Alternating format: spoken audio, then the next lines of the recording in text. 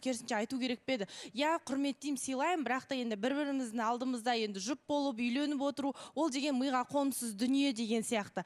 Мүмкін сол кезде мен қолдарым едім. Бірақ бұл жерде осы ойын ары қарай жалғаса берсін, осы нәрсе ары қарай бола берсін, талқылана берсін дегенге керісінше бір қол қойып берумен тең ба деп ойлаймын. Және де мына жерде мынандайда Асылжан да, Айгүл де, білмеймін, бір жобаға, ойынға келмеді деп айтайын десен, бүкіл әрекеттері бір күн сүйемін, ертең күні күйемін, үшінші күні болды, мен жобада қаламын, болды, басқа адамды күтуге дайынмын деп бір тарап шығады, екінші тарап, ая мен басында айтқан екенмін деп тағы шығады. Сондықтан енді басын бастағаннан кейін мен ойымша аяқты енді мына жердегі үшінші адамдар, төртінші адамдарға ысырып қоймай, керісінше әр адамның ұятына өзі салып, керісінше бір шешім қабылдап айту керек сияқты. Асылжан, сен де еркек тарапынан, Айгүл, сіз де мысалға бір-бірлеріңізді мында ешкім басын қатырып ысырмай, былай айтқан кезде.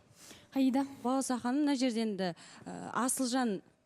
Асылжан бір жертваның рөліне кіріп алған ғой, мен осындаймын, мен осы жерден әйел тапқым келеді депші. Асылжан ең бірінші келген кезде Айгүлдің осы жақта отырғанын көрді да, енді Айгүл бізде Инстаграм желісінде белсенді қыз ғой бізде. Сол себепті осы жаққа бір көрінбей қаламын ба деп Айгүлге келіп сөз салғаны бар да, мен Айгүлмен қайтадан бір қосылғым келеді деген сияқты, танысып көргім келіп. Сол танысып алды, өзі көрініп алды да, артынан Жанна келді. Жаннаға келіп алып, мен сені жақсы көремін, ойбай сүйем, күйем деп артынан осындай былығы шыққаннан кейін сол сөздің бәрі бір өтірік болып қалды. Если жақсы көретін болса, Жанна кетіп бара жатқан кезде сен артынан бірге шығатын едің да, сол кезде. Асылжан жобаны жемтік қылам деп өзің артынша жемтік болып қалдың ғой.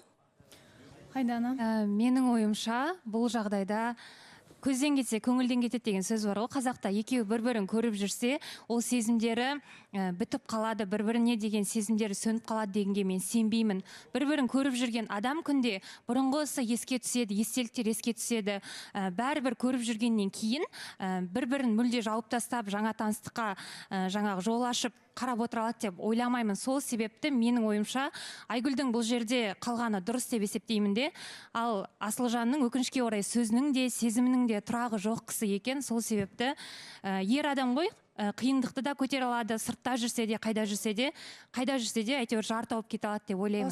Иә, Балауса ханым, былай ғой, жалпы енді негізінде махаббаттан, жақсы көруден жеп көріп кетуге дейін бір-ақ қадам дейді да негізінде.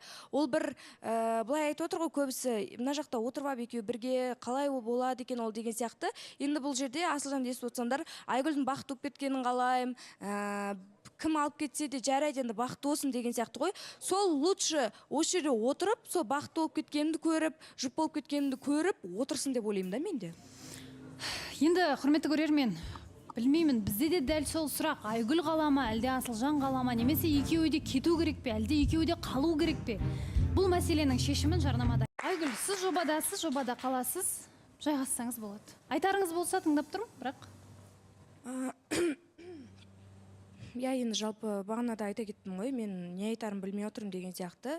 Себебі енді алдында да айта кеттім, өзім қателіктерім қай жерде қателік жібергенімді біліп тұрмын. Ол үшін кешірім сұрадым да, ол үшін сұрай беремін да кешірім.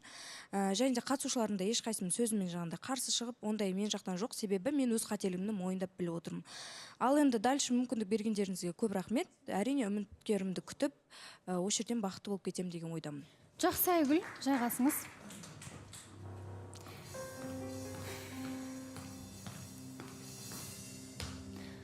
Енді Асылжанның мәселесі, құрметті көрермен, редакцияда ойланып жатырмыз. Сіздердің де пікірлеріңізді ескеруге тырысып жатырмыз.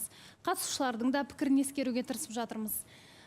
Әрине бізде, Асылжан, сізге деген үлкен күмән бар. Ең бірінші сұрақ, сізге қандай үміткер келсе де, ол да бір қазақтың қызы, ол да біреудің үкілеген үмітін арқалап отырған қыз. Кім болса да, осы жерге келген ер азамат қызын бақытты қылса екен дейді. Және де сізге сұрағым, сіз үшінші рет үйленуге дайынсыз ба? Жауапкершілік алуға, бақытты етуге.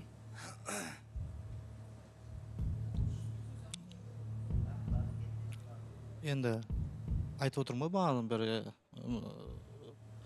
бақытты қылып жатпауға қолдан келгенше тырысамыз деп. Егер шын мәнінде менің адамым келетін болса, осында мені таңдап қолдан келген бәрін жасауға тырысам.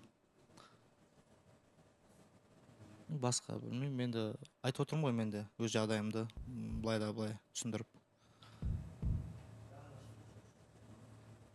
Сол.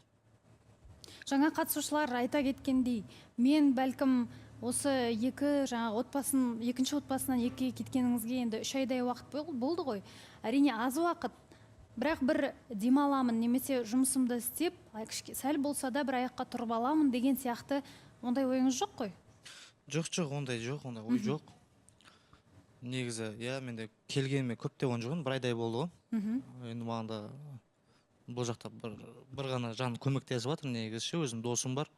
Соның арқасында әйтеуір келіп кетіп жатқан жайымыз бар ғой. Просто маған да оңай болып жатқан жоқ, дұрысынан түсінуге тырысыңыздар деймін да ше. Жалпы енді анамның да айтып жатқаны сол, қайтесің деп ше. Давай Айгүлді өз жолымен бақытын тауып кетсін, сен өз жолымен бақытын тауып кет. Біз енді сен кімді алып келсең де, қандай қыз алып келсең де, сенің өзің көңіліңнен шығып, саған болашақта енді біз болмаймыз ғой жаныңда дейді, әйелің қалады ғой сол деп ше. Сол кісі келетіндей болса, қолдап отқанда ше. Мен кеше түні бойы сөйлесіп шыққанмын негізі. Мен көбінесе әкеммен сөйлеспеймін, анаммен сөйлесемін да ше.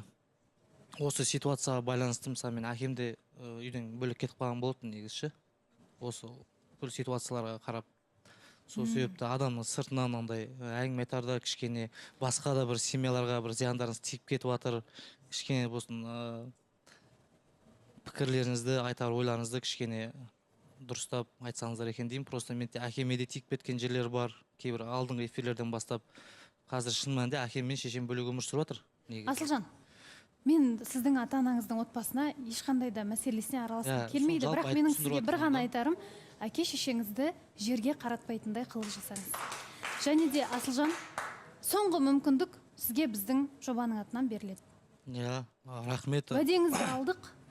Қосылайық ұжымына рахмет, үміттеріңізді ақтап, барынша келген үміткерлерді сыйлап, құрметтеп, шын мәнінде өзім адам келіп жатса, осы жобадан үйленіп шығып кетуге сөз беремін негізі. Жақсы.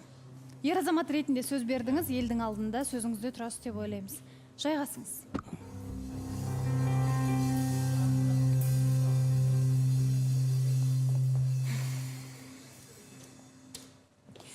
Құрметті көрермен, бұл шешім бізге де оңай болмады, қалай болады дегендей, бірақ өздерінің де ойын ескере отырып, және де кім болса да бақытты болуға лайықты, білесіздер ғой, махаббат алаңы, таныстық алаңы болғаннан кейін бәлкім бағы осы жерден бұйырып тұрған шығар. Уақыт көрсетеді, білеміз.